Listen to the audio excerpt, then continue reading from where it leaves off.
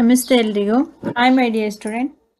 C last ಕ್ಲಾಸಲ್ಲಿ how the pressure exert on liquid ದ್ರವದಿಂದ ಮತ್ತು ದ್ರವ ಹೇಗೆ ಒತ್ತಡ ಉಂಟಾಗುತ್ತೆ, ಅಲ್ಲಿವರೆಗೆ ದ್ರವಗಳು ಸಹ ಹೇಗೆ ಒತ್ತಡವನ್ನು ಉಂಟು ಮಾಡುತ್ತೆ ಅಂತೇಳಿ ಎಕ್ಸ್ಪ್ಲನೇಷನ್ ಆಗಿತ್ತು. ಸಿ 89 ಆ್ಯಂಡ್ 90 ಪೇಜ್ ನಂಬರ್ ನೋಡಿ.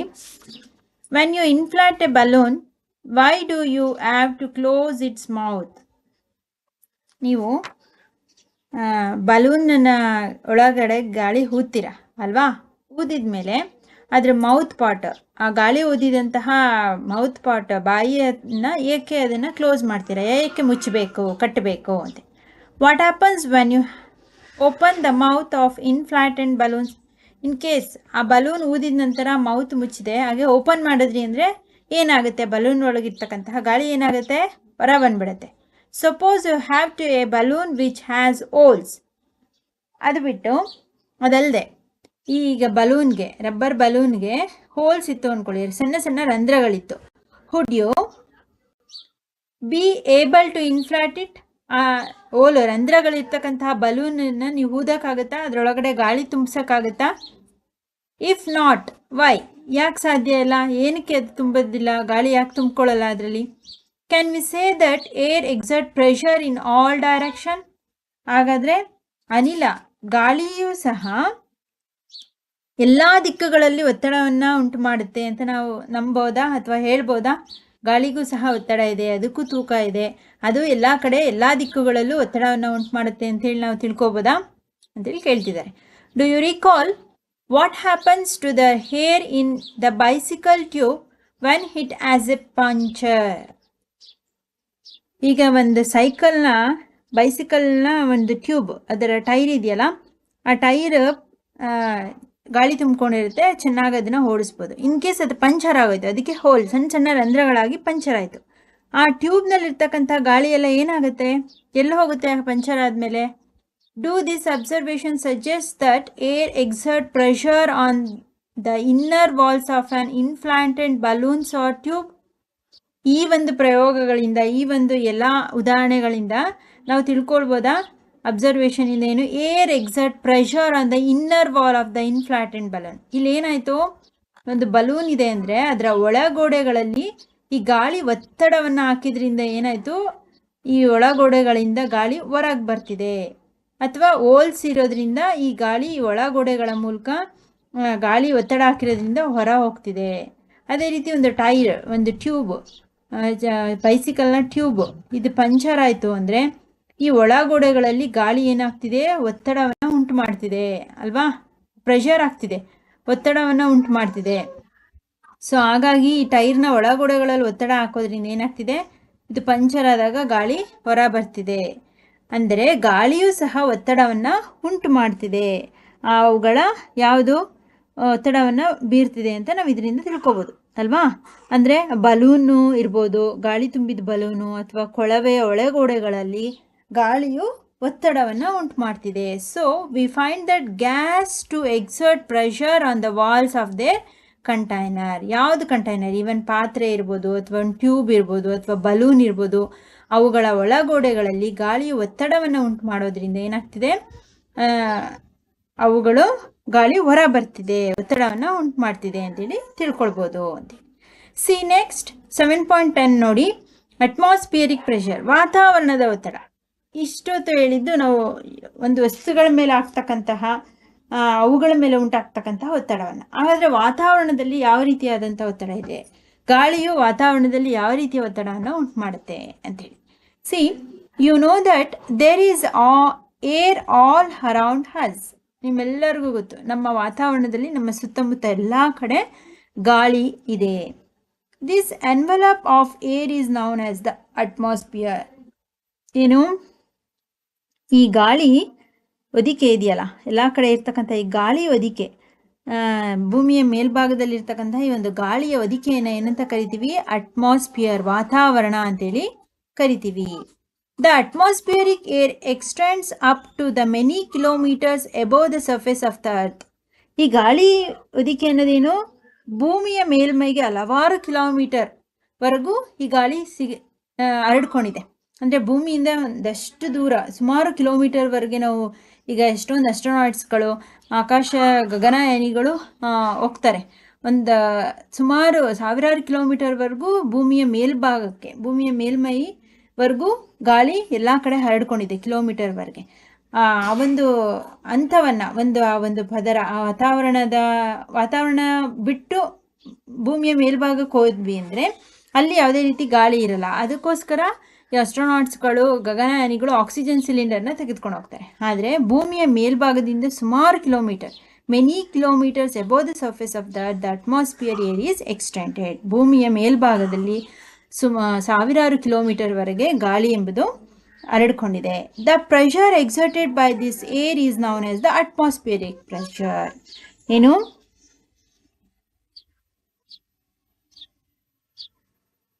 ಗಾಳಿ ವಿಸ್ತರಿಸಿದೆ. ಈ ಗಾಳಿ ಏನು ಬೀರುವಂತಹ ಒತ್ತಡವನ್ನ, ಈ ಗಾಳಿಯಿಂದ ವಾತಾವರಣದಲ್ಲಿ ಉಂಟಾಗುತ್ತಲ್ಲ ಒತ್ತಡ, ಈ ಒಂದು ಒತ್ತಡವನ್ನ ನಾವೇನಂತ ಕರಿತೀವಿ? ವಾತಾವರಣದ ಒತ್ತಡ, ಅಟ್ಮಾಸ್ಫಿಯರಿಕ್ ಪ್ರೆಷರ್ ಅಂತೇಳಿ ಕರಿತೀವಿ. We know that pressure is force per unit area. ನಮ್ಮೆಲ್ಲರಿಗೂ ಗೊತ್ತು pressure ಅನ್ನೋದೇನು?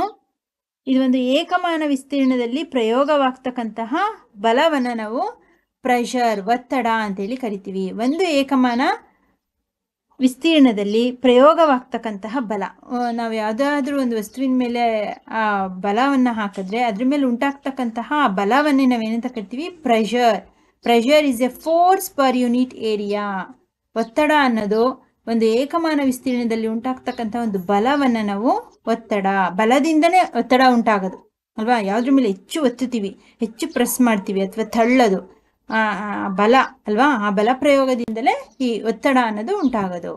If we imagine a unit area and a very long cylinder standing on it filled with air, then the force of gravity on the air is this cylinder is the atmospheric pressure.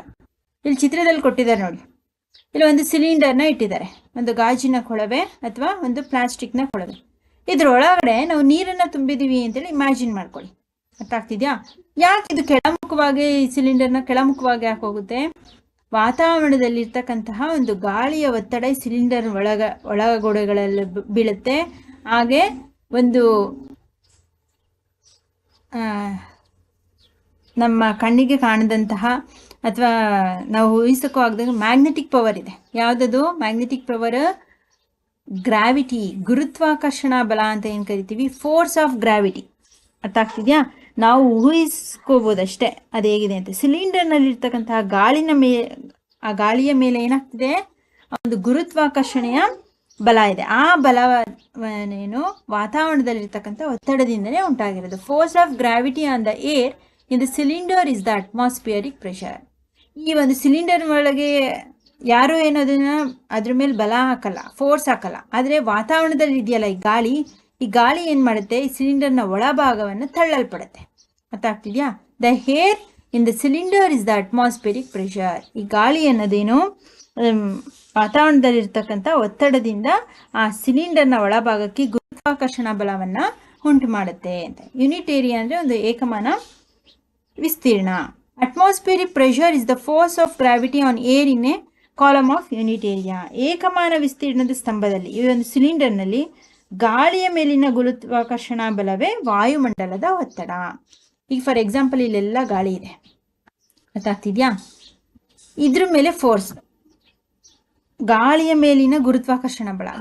ಗುರುತ್ವಾಕರ್ಷಣಾ ಬಲ ಗಾಳಿ ಕೆಳಗೆ ಬರುತ್ತೆ ಅಲ್ವಾ? ಕೆಳಮುಖವಾಗಿ ಗಾಳಿಯೂ ಸಹ ಇಲ್ಲೇ ಎಲ್ಲ ಕಡೆ ನಮಗೆ ಬೇಕಾದಷ್ಟು ಉಸಿರಾಡೋದಕ್ಕೆ, ಸಸ್ಯಗಳಿಗೆ ಬೇಕಾದಷ್ಟು ಕೆಳಮುಖವಾಗಿ ಇಲ್ಲೇ ಎಲ್ಲ ಕಡೆ ಚಲಿಸ್ತಾ ಇರುತ್ತೆ. ಈ ಒಂದು ಬಲದಿಂದ ಏನಾಗುತ್ತೆ? ವಾಯುಮಂಡಲದಲ್ಲಿ, ನಮ್ಮ ವಾತಾವರಣದಲ್ಲಿ ಏನು ಒತ್ತಡ ಉಂಟಾಗುತ್ತೆ. ಗಾಳಿ ಏನಾಗುತ್ತೆ? ಕೆಳಮುಖವಾಗಿ ಇದ್ದು ಇಲ್ಲಿ ಒತ್ತಡವನ್ನು ಉಂಟು ಮಾಡುತ್ತೆ. ಅಂದರೆ ಗಾಳಿಯ ಮೇಲಿನ ಗುರುತ್ವಾಕರ್ಷಣ, ಗಾಳಿ ಮೇಲೆ ಗ್ರಾವಿಟಿ, ಈ ಫೋರ್ಸ್ ಆಫ್ ಗ್ರಾವಿಟಿ ಏನಿದೆ ಇದು ಕೆಳಮುಖಕ್ಕೆ ತಳ್ಳಲ್ಪಡುತ್ತೆ ಗಾಳಿನ. ಈ ರೀತಿ ಕೆಳಮುಖವಾಗಿ ತಳ್ಳಲ್ಪಟ್ಟಾಗ ವಾಯುಮಂಡಲದಲ್ಲಿ ಇರ್ತಕ್ಕಂಥ ಈ ಗಾಳಿಯ ಕಣಗಳ ಮೇಲೆ ಒತ್ತಡ ಉಂಟಾಗುತ್ತೆ. ಇದನ್ನೇ ನಾವು ವಾಯುಮಂಡಲದ ಒತ್ತಡ ಅಂತೇಳಿ ಕರೆಯೋದು. ಆಯ್ತಾ? See activity. But how large or small is the atmospheric pressure? ಆದರೆ ವಾತಾವರಣದಲ್ಲಿರ್ತಕ್ಕಂತಹ ಒತ್ತಡ ಹೆಚ್ಚಿದೆಯೋ ಅಥವಾ ಇದು ಎಷ್ಟು ಕಡಿಮೆ ಇದೆ ಅಂತೇಳಿ ನಾವು ಯಾರು ಇಮ್ಯಾಜಿನ್ ಅಥವಾ ಊಹಿಸೋಕ್ಕೆ ಸಾಧ್ಯನಾ? Let us get on idea about it's magnitude. ಹಾಗಾದರೆ ಅದ್ರ ಬಗ್ಗೆ ಕಲ್ಪನೆ ಮಾಡ್ಕೋಬೋದು, ಅಥವಾ ಅದರ ವಾತಾವರಣದ ಒತ್ತಡ ಎಷ್ಟಿದೆ, ಅದ್ರ ಬಗ್ಗೆ, ಅದರ ಪರಿಣಾಮ ಏನು, ಅದ್ರ ಬಗ್ಗೆ ಕಲ್ಪನೆ ಮಾಡ್ಕೊಳ್ಳೋಣ, ಅಥವಾ ಅದ್ರ ಬಗ್ಗೆ ಒಂದಷ್ಟು ನಾವು ಇಮ್ಯಾಜಿನ್ ಮಾಡ್ಕೊಳ್ಳೋಣ ಈ ರೀತಿ ಇರ್ಬೋದು ಅಂತೇಳಿ. ಯಾವುದ್ರ ಮೂಲಕ? ಒಂದು ಎಕ್ಸಾಂಪಲ್ ಕೊಟ್ಟಿದ್ದಾರೆ, ಆಕ್ಟಿವಿಟಿ ಮೂಲಕ ನೋಡೋಣ. 7.11 ನೋಡಿ. Take a good quality rubber sucker. ಒಂದು ಉತ್ತಮ ಗುಣಮಟ್ಟ ಇರ್ತಕ್ಕಂತಹ ಒಂದು ರಬ್ಬರ್ ಸಕ್ಕರನ್ನು, ಅಂದರೆ ಈ ರಬ್ಬರ್ ಸ್ಟಿಕ್ಕರ್ ಬರುತ್ತಲ್ಲ ಆ ಥರದ, ಈ ಥರ ಅಗಲವಾದಂಥ ರಬ್ಬರ್ ಸ್ಟಿಕ್ಕರ್ನ ತಗೊಳ್ಳಿ. ಯಾವ ಥರ ಇರುತ್ತದೋ, it looks like a small rubber cup. ಒಂದು ರಬ್ಬರ್ ಕಪ್ ಅಂದರೆ ಆ ಬಟ್ಟಲಿನ ಆಕಾರದಲ್ಲಿ ಕಂಡು ಬರುತ್ತೆ ನಿಮಗೆ. ಆ ರಬ್ಬರ್ನ ಬಟ್ಟಲ್ ಥರ ಕಂಡು ಬರುತ್ತೆ. Press it hard on a smooth plane surface. ಚಿತ್ರದಲ್ಲಿ ಕೊಟ್ಟಿರ್ತಾರೆ ನೋಡಿ, ಇದು ರಬ್ಬರ್ ಕಪ್. ಇದನ್ನು ಉಲ್ಟಾ ದಬಾಕಿ ಈ ಥರ ನೆಲದ ಮೇಲೆ, ಸಮತಟ್ಟಾದ ನೆಲದ ಮೇಲೆ ಅದನ್ನು ಅಂಟಿಸಿ. ಆಗ್ತಿದ್ಯಾ? Hard. Does it stick on the surface? ಅದು ಅಂಟ್ಕೊಳ್ತಾ? ಗಮನಿಸಿ. ನಾವು try to pull it off the surface. Can you do it? ಮತ್ತೆ ಅದನ್ನು ಬಲವಾಗಿ ಆ ನೆಲಕ್ಕೆ, ಸಮತಟ್ಟಾದಂಥ ಈ ನೆಲಕ್ಕೆ ಅಂಟಿಸೋಕ್ಕೆ ಟ್ರೈ ಮಾಡಿ. ಬಲವಾಗಿ ಒತ್ತಿ, ಅದನ್ನು ನಿಮ್ಮ ಕೈಗಳಿಂದ ಬಲವನ್ನು ಪ್ರಯೋಗ ಮಾಡಿ ಆ ನೆಲಕ್ಕೆ ಅಂಟಿಸಿ. A rubber ಸಕ್ಕರ್ pressed on A surface. ಆ ಒಂದು ಸಮತಲದ ಮೇಲೆ, ಏನೋ ರಬ್ಬರ್ ಸಕ್ಕರನ್ನು ಸಮತಲದ ಮೇಲ್ಮೈ ಮೇಲೆ ಹೊತ್ತುತ್ತಿರುವುದು ನೋಡಿ. ಅವರು ಪ್ರೆಸ್ ಮಾಡ್ತಾ ಇದ್ದಾರೆ ಇಲ್ಲಿ ಅಲ್ವಾ, ಅಂಟಿಸೋದಕ್ಕೆ. When you press the sucker, most of the air between its cup and the surface escape out. ಈ ರೀತಿ ನೀವು ಪ್ರೆಸ್ ಮಾಡಬೇಕಾದ್ರೆ ಅದಕ್ಕೆ ಮುಂಚೆ ಈ ನೆಲದ ಮೇಲೆ ಗಾಳಿ ಇರುತ್ತಲ್ವಾ, ಅದು ಈ ಕಪ್ ಅಂಟ್ಕೊಳ್ಳೋದಕ್ಕೂ ಮುಂಚೆ ಇರ್ತಕ್ಕಂಥ ಹೊರಗೆ ಬರುತ್ತೆ ಗಾಳಿ. ಯಾವುದ್ರ ನಡುವೆ? ಈ ಕಪ್, ಈ ಸಕ್ಕರ್ ಮತ್ತು ನೆಲದ ಮಧ್ಯೆ ಇರ್ತಕ್ಕಂಥ ಗಾಳಿ ಏನಾಗುತ್ತೆ? ಎಕ್ಸರ್ಟ್ ಔಟ್, ಎಸ್ಕೇಪ್ ಆಗಿ ಹೊರ ಬರುತ್ತೆ. ಅರ್ಥ ಆಯ್ತಾ? ಹಾಗೆ the sucker sticks to the surface because, ಹಾಗೆ sucker sticks to the surface ಅಂದರೆ ನೆಲದ ಮೇಮೆ ಮೇಲೆ ಈ ಸಕ್ಕರು, ಆ ರಬ್ಬರ್ನ ಕಪ್ ಅಂಟಿಕೊಳ್ಳುತ್ತೆ. ಆ್ಯಂಡ್ ಸರ್ಫೇಸ್ ಬಿಕಾಸ್, ಯಾಕಂದರೆ the pressure of the atmosphere acts on it. ಯಾಕೆ ಅಂಟ್ಕೊಳ್ಳುತ್ತೆ? ವಾತಾವರಣದಲ್ಲೂ ಸಹ ಇದ್ರ ಮೇಲೆ ಒತ್ತಡ ಉಂಟಾಗ್ತಿರುತ್ತೆ. ನಾವು ಸಹ ಬಲ ಹಾಕ್ತಿರ್ತೀವಿ, ಹಾಗೆ ವಾತಾವರಣದಲ್ಲಿರ್ತಕ್ಕಂತಹ ಗಾಳಿಯೂ ಸಹ ಏನು ಮಾಡುತ್ತೆ? ಅದ್ರ ಮೇಲೆ ಒತ್ತಡವನ್ನು ಉಂಟು ಮಾಡ್ತಿರುತ್ತೆ, ಪ್ರಯೋಗವಾಗ್ತಿರುತ್ತೆ. ಅದ್ರ ಮೇಲೆ ಒತ್ತಡ ಆಗ್ತಿರ್ತಾ. ವಾತಾವರಣದ ಒತ್ತಡವು ಮೇಲ್ಮೈ ಮೇಲೆ ಪ್ರಯೋಗವಾಗ್ತಿರೋದ್ರಿಂದ ಸಕ್ಕರ್ ಮೇಲ್ಮೈ ಮೇಲೆ, ಈ ಒಂದು ನೆಲದ ಮೇಲೆ ಏನಾಗುತ್ತೆ? ಅಂಟ್ಕೊಳ್ಳುತ್ತೆ. To pull the sucker off the surface, the applied force should be large enough to overcome the atmospheric pressure. This activity might give you an idea about the magnitude of atmospheric pressure. ಈ ಒಂದು experiment ಇಂದ ನಿಮ್ಗೆ ಏನು ಗೊತ್ತಾಗುತ್ತೆ?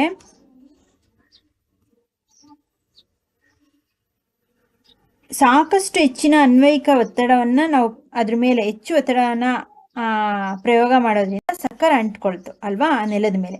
ಈ ಚಟುವಟಿಕೆಯಿಂದ, ಈ ಆಕ್ಟಿವಿಟಿಯಿಂದ ಏನು? ವಾತಾವರಣದ ಒತ್ತಡದ ಪರಿಣಾಮದ ಬಗ್ಗೆ ನಾವು ಒಂದು ಕಲ್ಪನೆಯನ್ನು ಮಾಡ್ಕೋಬೋದು. We have idea about the magnitude of earth. ಅಂದರೆ ವಾತಾವರಣದಲ್ಲಿ ಎಷ್ಟು ಒತ್ತಡ ಇದೆ, ಯಾವ ರೀತಿ ನಾವು ಬಲವನ್ನು ಹಾಕಿದ್ರೆ ಅದು ನೆಲದ ಅಥವಾ ಒಂದು ಸಮತಲದ ಮೇಲ್ಮೈ ಮೇಲೆ ಯಾವ ರೀತಿ ಅಂಟ್ಕೊಳುತ್ತೆ ಅಂತೇಳಿ ನಾವೊಂದು ಇಮ್ಯಾಜಿನೇಷನ್ನ, ಕಲ್ಪನೆಯನ್ನು ಮಾಡ್ಕೋಬೋದು. In fact it would not be possible for any human beings to pull the sucker of.